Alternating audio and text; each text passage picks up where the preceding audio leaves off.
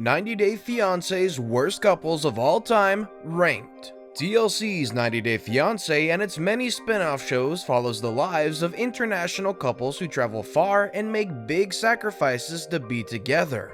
But just because these couples go to great efforts for their relationships doesn't mean that their romances will work out. In fact, many 90 Day Fiancé couples are infamous for being incompatible and completely miserable together.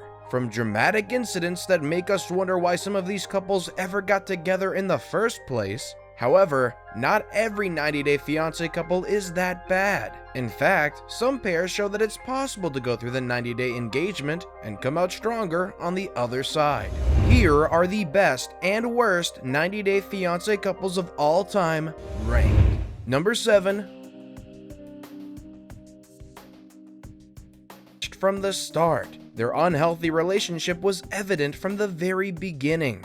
With Danielle's awkward habit of hanging all over Mohamed and Mohammed's not-so-veiled repulsion of her, it's no wonder things went south so soon after the wedding. Eventually, he left Danielle's Ohio home, and, though Danielle went looking for him, Mohamed was long gone. While these two made a terrible couple, they made for even worse exes. Mohamed complained about their intimacy and Danielle obsessed over Mohamed's alleged relationships with other women, even confronting someone as social media. One of their worst fights involved Danielle confronting Mohamed in Miami, where she screamed, "You're a user, Mohamed, you used me," and threw a pile of documents at him, which included her collection of his photos and conversations with other women. Danielle went back and forth about whether or not to grant Mohamed a divorce or to get an annulment, which would result in Mohamed potentially being deported. Eventually, they settled on a divorce in 2017, claiming the title for the worst 90 Day Fiancé relationship of all time.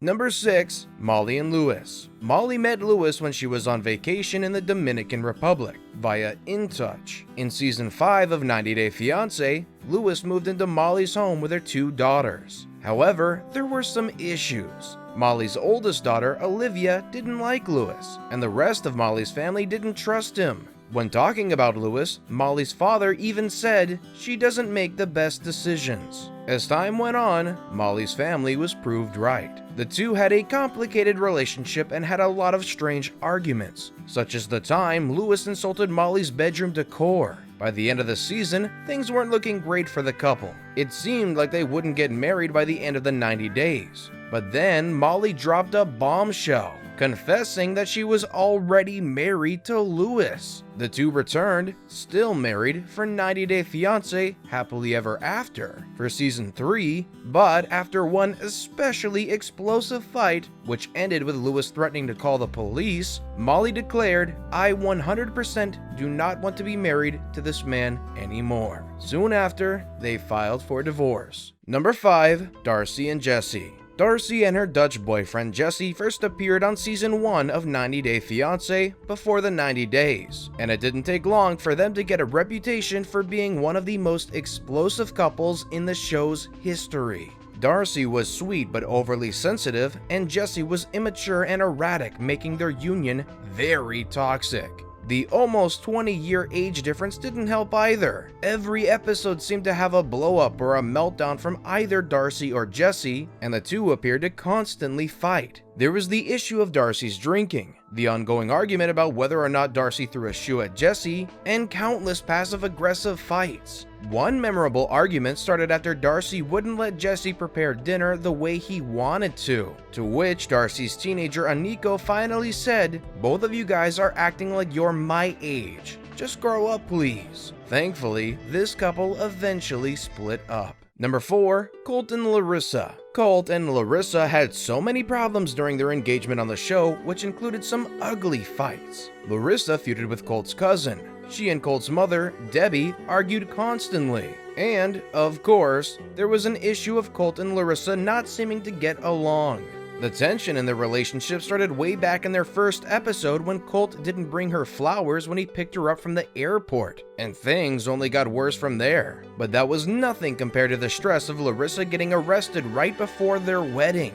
Apparently, when Colt and Larissa were fighting one night, Colt called the police and Larissa was taken to jail. The charges were eventually dropped, and the couple reportedly hoped to move on from the incident. But then Larissa was arrested again after they were married, and then again for a third time in January 2019. At one point, Larissa flushed her wedding ring down the toilet. It was surely a sign of the fate of their marriage because the couple finalized their divorce in late April 2019. Number 3. Ashley and Jay. For a while, Ashley and Jay from season 6 seemed like two crazy kids who just might make it. They met when Ashley was on vacation in Jamaica, and they hit it off right away. There was a decent age difference with 11 years between them, and there were some doubts about Jay's commitment. Still, there was no denying their chemistry. They seemed to be happy together, and at the end of season 6, they eloped in Las Vegas. But they weren't happily married for long. Soon after they returned home, Ashley found out that Jay had been talking to other women on a dating site. They tried to work through the issue during season 4 of 90 Day Fiancé Happily Ever After, but when Ashley found out that Jay had done much more than chat with women online, that he'd allegedly had sex with a woman in a public restroom, she told him, "If you show up at my house, the police will be waiting to deport your ass." Ashley proceeded to file for divorce in January 2019.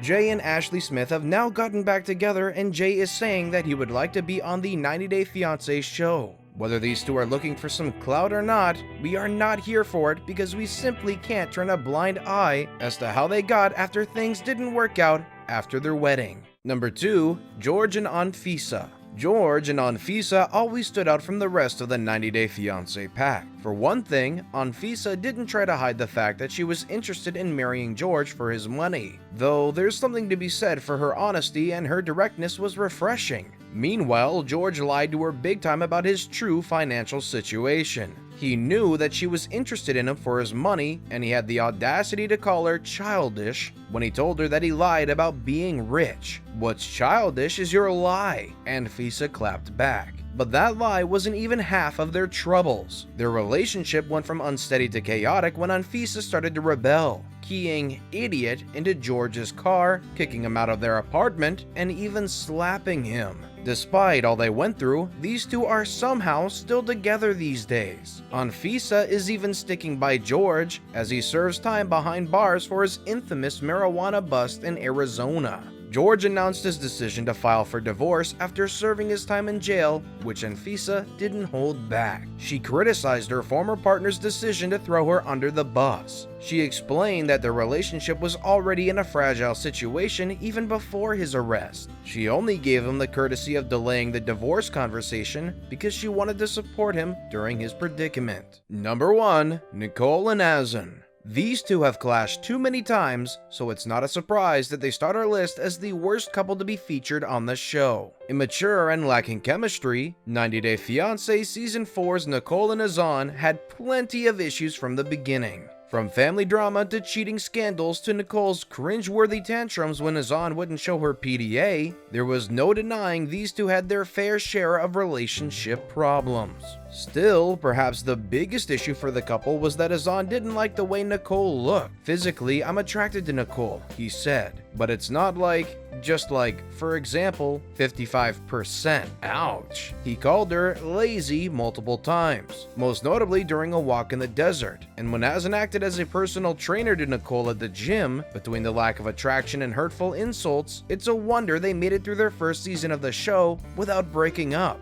Shockingly, Nicole and Azan are still an item as of April 2020. Nicole Navziger is likely stuck in Morocco with her fiancé Azan after she went for a visit and the country suspended their flights due to the coronavirus outbreak. The 2-week-long trip might turn into months as travel is suspended to and from the country.